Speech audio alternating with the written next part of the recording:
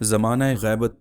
ہم الہامی مذاہب اور الہامی کتابوں کا مطالعہ کرتے ہیں تو ہمیں تمام الہامی کتابوں میں ایک مخصوص دور کی نشاندہی ملتی ہے، جسے ہم اصطلاحاً تاریک دور کہتے ہیں۔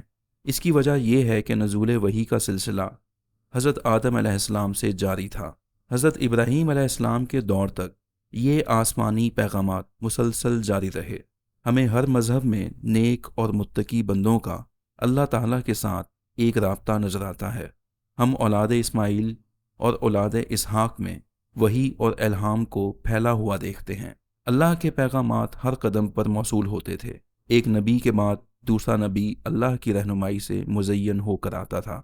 یوں انسانیت اللہ تعالیٰ کے ساتھ قریبی رابطے میں رہتی تھی۔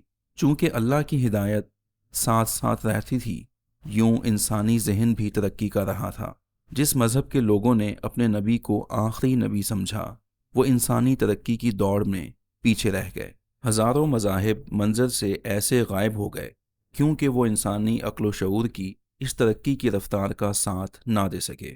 ایک وقت تھا کہ یہودیوں نے بھی سمجھ لیا کہ اب الہامی پیغام کا سلسلہ بند ہو گیا ہے، سو یہودیت کی نوشونما رک گئی۔ بعد میں عیسائیوں نے بھی یہی سمجھ لیا کہ حضرت عیسیٰ علیہ السلام کے بعد اللہ کے پیغامات بند ہو گئے، لیکن اسلام کی آمد کے بعد یہ ثابت ہو گیا کہ خالق و مخلوق کے مابین رابطہ منقطع نہیں ہوا۔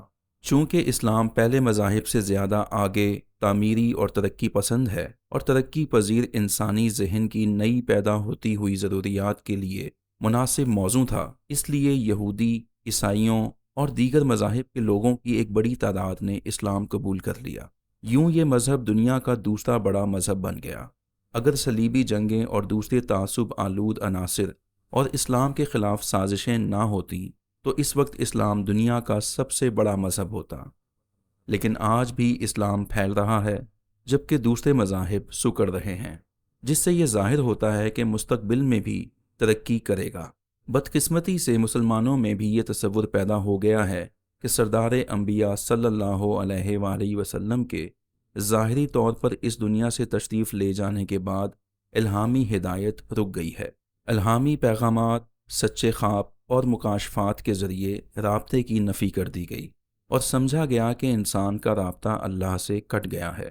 نبی پاک صلی اللہ علیہ وآلہ وسلم کے بعد 14 صدیاں گزرنے کے ساتھ ساتھ انسانی ذہن و شعور ارتقاء کی انتہائی اونچی منزل تک پہنچ چکا ہے۔ ہر آنے والا دن نئے نئے مسائل سامنے لے کے آ رہا ہے۔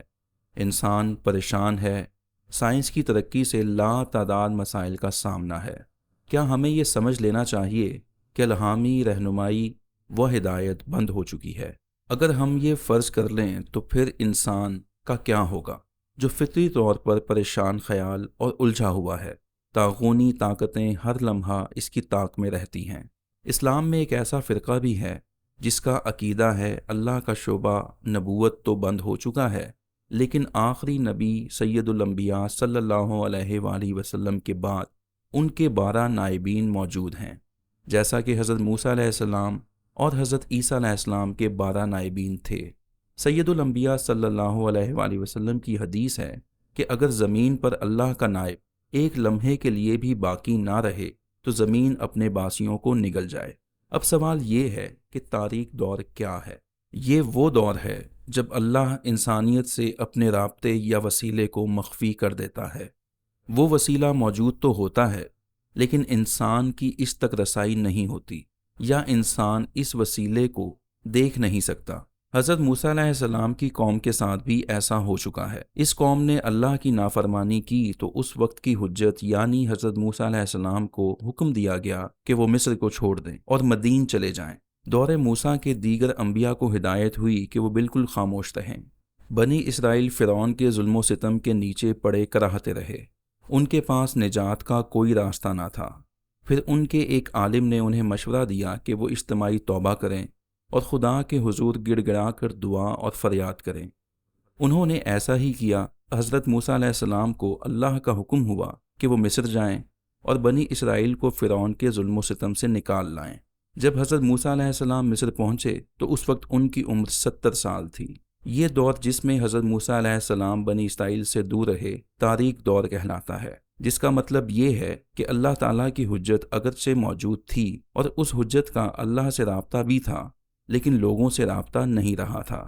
یہ دور تاریک دور یا دور غیبت کہلاتا ہے۔ حیران کن بات یہ ہے کہ مختلف مذاہب کی تمام کتب جب آخری دور کے بارے میں بیان کرتی ہیں تو یک زبان ہو کر ہمیں ایک طویل تاریک دور یا دور غیبت کے بارے میں بتاتی ہیں۔ یہ بتایا گیا ہے کہ اس دور میں ظلم و جبر انتہائی حد پر ہوگا اور اس وقت خدائی ہدایت کے ساتھ رابطے کے بغیر ایک طویل تاریک دور ہوگا۔ کتاب میکا میں ہے، اب تم پر رات ہو جائے گی جس میں رویا نہ دیکھو گے، اور تم پر تاریکی چھا جائے گی اور غیب بینی نہ کر سکو گے، اور نبیوں پر آفتاب غروب ہوگا اور ان کے لیے دن اندھیر ہو جائے گا۔ تب غیب بین پشیمان اور فعال بین شرمندہ ہوں گے، بلکہ سب لوگ منہ پر ہاتھ رکھیں گے کیونکہ خدا کی طرف سے کچھ جواب نہ ہوگا۔ اس تاریکی کی پیشن گوئی حضرت عیسیٰ علیہ السلام نے ان الفاظ میں کی تھی۔ پس یسوع نے ان سے کہا کہ اور تھوڑی دیر تک نور تمہارے درمیان ہے، جب تک نور تمہارے ساتھ ہے چلے چلو، ایسا نہ ہو کہ تاریکی تمہیں آ پکڑے، اور جو تاریکی میں چلتا ہے وہ نہیں جانتا کہ کدھر جانا ہے۔ کتاب یرمیا میں ہے، سنو اور کان لگاؤ، گھمنڈ نہ کرو، کیونکہ خداوند نے فرمایا ہے، خداوند کی تمجید کرو اس سے پہلے کہ وہ تاریکی لائے اور تمہارے پاؤں گھپ اندھیرے میں ٹھوکر کھائیں، اور جب تم روشنی کا انتظار کرو تو وہ اسے موت کے سایہ سے بدل ڈالے اور اسے سخت تاریکی بنا دے۔ قرآن پاک میں اس حقیقت کو زیادہ روشن انداز میں بیان کیا گیا ہے۔ ترجمہ: یا اس کی مثال ایسی ہے جس طرح گہرے سمندر میں تاریکیاں ہوں، جس موج بالائے موج ہو اور اس پر بادل چھایا ہوا ہو، گویا ظلمتوں پر ظلمتیں مسلط ہوں کہ جب وہ اپنا ہاتھ باہر نکالے تو اسے دیکھ نہ پائے، اور جس کے لیے اللہ تعالیٰ کوئی نور قرار نہ دے اس کے لیے کوئی نور ہے ہی نہیں۔ سورہ بقرہ کی آیت دیکھیے۔ ترجمہ: ان کی مثال اس شخص کی سی ہے جس نے آگ جلائی، اور جب اس کا ماحول روشن ہو گیا تو اللہ نے ان کا نور لے لیا اور ان کو تاریکیوں میں چھوڑ دیا کہ وہ کچھ نہیں دیکھ سکتے۔ قرآن مجید کی یہ دونوں آیات ایک ایسے دور کا اشارہ کرتی ہیں جب ہدایت کی روشنی لوگوں سے چھپ جائے گی۔ اس زمانے میں ساری نسل انسانی کو علم نہیں ہوگا کہ کدھر جانا ہے۔ مذکورہ بالا آیات کی تشریح کے دوران ہمیں یہ بتایا گیا ہے کہ یہ اسی تاریک دور سے متعلق ہیں جسے اصطلاحی طور پر دور غیبت کہتے ہیں۔ امام حضرت محمد باقر علیہ السلام کا فرمان ہے، ایک طویل تاریک دور کا آنا یقینی ہے جس میں حیرانی و پریشانی و بکلاہٹ ہوگی، جس کی وجہ سے بہت سی قومیں گمراہی میں بھٹک جائیں گی۔ امام حضرت محمد تقی علیہ السلام کا فرمان ہے، آخری رہنمائی الہیہ کے وقت غیبت واقع ہوگی جو کہ صدیوں تک طویل ہو جائے گی، یعنی تاریک دور بہت طویل ہوگا۔ لوگ اس طرح نور ہدایت کو ڈھونڈیں گے جیسے گمشدہ بھیڑیں اپنے چرواہے کو ڈھونڈتی ہیں، حتیٰ کہ پھر بھی وہ اسے نہ پا سکیں گے۔ کتاب حسکی ایل ہمیں بتاتی ہے، ہلاکت آتی ہے اور سلامتی کو ڈھونڈیں گے پر نہ پائیں گے، بلا پر بلا آئے گی اور افواہ پر افواہ ہوگی، تب وہ نبی سے رویا کی طلب یا قانون شریعت کا ہن یا پادری سے اور مصلحت و استحاء بزرگوں سے جاتی رہے گی۔ اللہ کے نبی حضرت آموس علیہ السلام کی کتاب میں بھی اس تاریک دور کی نشاندہی دی گئی ہے۔ خداوند کریم فرماتا ہے، دیکھو وہ دن آتے ہیں کہ میں اس ملک میں قحط ڈالوں گا، نہ پانی کی پیاس اور نہ روٹی کا قحط، بلکہ خداوند کا کلام سننے کا قحط ہوگا۔ تب لوگ سمندر سے سمندر تک اور شمال سے مشرق تک بھٹکتے پھریں گے، اور اس روز حسین کنواریاں اور جوان مرد پیاس سے بے تاب ہو جائیں گے۔ یہاں پیاس سے مراد ہدایت الہیہ کی تشنگی ہے جو کہ میسر نہیں ہوگی۔ یہی بات قرآن مجید میں بھی کہی گئی ہے۔ ترجمہ: کہہ دو، کیا تم نے غور کیا کہ اگر تمہارا پانی زمین کی گہرائیوں میں چلا جائے تو کون ایسا ہے جو تمہیں چشمے کا پانی نکال لا دے؟ ائمہ طاہرین کے مطابق پانی کے غائب ہونے سے حجت خدا کا غائب ہونا مراد لیا گیا ہے۔ عہد نامہ قدیم میں جو اس تاریک دور کی تفصیلات ملتی ہیں وہ کچھ یوں ہیں، تب اس وقت میرا قہر ان پر بھڑکے گا اور میں ان کو قطعاً چھوڑ دوں گا اور ان سے اپنا منہ چھپا لوں گا، اور وہ نگل لیے جائیں گے اور بہت سی بلائیں اور مصیبتیں ان پر آئیں گی۔ چنانچہ وہ اس دن کہیں گے کہ کیا ہم پر بلائیں اسی سبب سے نہیں آئیں کہ ہمارا خداوند ہمارے درمیان نہیں؟ اس وقت ان سب بدیوں کے سبب جو اور معبودوں کی طرف مائل ہو کر انہوں نے کی ہوں گی، میں ضرور اپنا منہ چھپا لوں گا۔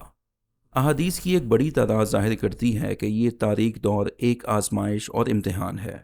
حضرت امام جعفر صادق علیہ السلام کے پاک فرزند جناب علی علیہ السلام فرماتے ہیں کہ یہ تاریک دور ایک امتحان و آزمائش ہے جس کے ذریعے اللہ انسان کو آزمائے گا۔